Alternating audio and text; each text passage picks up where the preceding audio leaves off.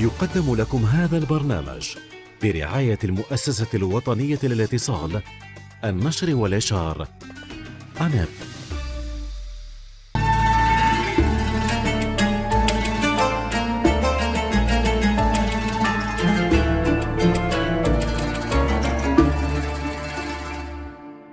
بسم الله الرحمن الرحيم. الحمد لله رب العالمين، وصلى الله على سيدنا محمد وعلى آله وصحبه والتابعين، وبعد. أيها الملأ الكريم، السلام عليكم ورحمة الله وبركاته.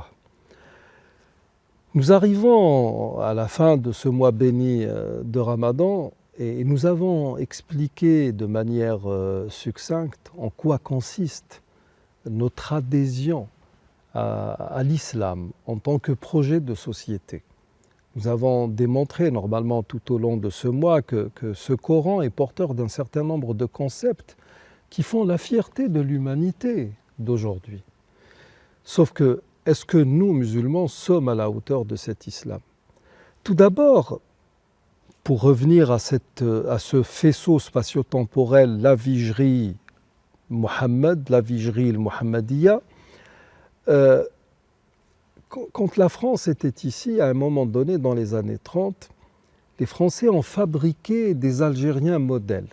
Ils ont pris quelques personnes dans le Constantinois, ils les ont habillés à l'occidental, du moins selon ce que disent les Occidentaux, parce que vous savez, quand vous êtes en costume cravate, alors le costume, le gilet et la chemise sont d'origine syrienne, ça vient du Cham.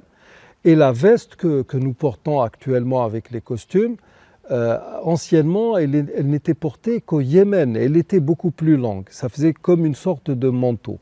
Le seul habit qui soit occidental dans un business suit, comme on dit, c'est la cravate. Elle est européenne. Mais pour le reste, c'est une tenue qui est d'origine arabe. Hein, ça vient d'Orient. Mais bon, on a fabriqué des Algériens modèles quand les gens qui réfléchissaient comme la Vigerie étaient toujours en Algérie. Et on les a présentés à tout le monde. Voici la civilisation telle que vous l'a apportée la France. Ces gens-là ont été invités par l'imam Abdelhamid ibn Badis à partager un repas. Et à un moment donné, il leur dit « Qui êtes-vous? Qu'êtes-vous donc? Vous avez été instruits ?» Ils ont dit « Oui, on nous a instruits. On nous a appris à nous habiller, à bien nous tenir quand on est à table. Et puis là, maintenant qu'est-ce que vous allez faire ?» Ils disent maintenant, nous allons travailler dans l'administration. C'est-à-dire que nous sommes déjà dans la logique du plafond de verre. Attention, je vous ai parlé de Maïmonide. Nous avons des milliers de grands savants non musulmans et non arabes qui ont atteint des sommets, le paroxysme, sous domination musulmane, parce que le plafond de verre n'existait pas. Aux gens on donnait les mêmes chances, les mêmes opportunités, pour peu que ces gens-là aient les capacités et les qualifications nécessaires à une tâche qui est demandée. Donc, on lui dit, maintenant on va travailler dans l'administration. Donc de simples petits, je m'excuse du terme, scribouillards, tout simplement. Et là, Ibn Badis leur dit, et pour le reste, qu'est-ce que vous allez entreprendre de faire dans le Constantinois? Vous êtes des Français de souche nord-africaine qui symbolisent la gloire et la civilisation de cette France. Donc, ils disent non, rien, maintenant nous allons vaquer à nos occupations quotidiennes comme tout le monde. Et il leur dit, et vous pensez que vous êtes une élite? Ils disent oui, nous sommes une élite, nous faisons maintenant partie de l'élite. Il dit non. La véritable élite, c'est celle qui tire les gens vers le haut. C'est les gens qui sont dans les hautes sphères et qui font en sorte que tout le monde parvienne à eux. Ce ne sont pas des gens qui ont eu une chance dans la vie et qui restent seuls à profiter de cette chance. Et c'est ça le Coran.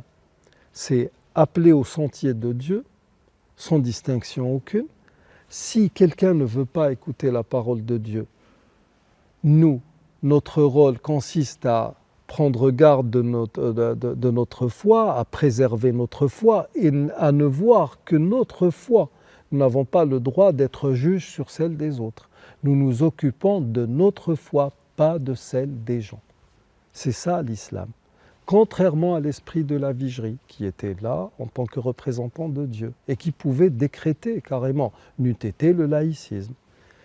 Voici l'islam en substance. Nous arrivons au terme de cette émission. Je vous remercie d'y avoir prêté attention. Assalamu alaikum wa rahmatullahi wa barakatuh.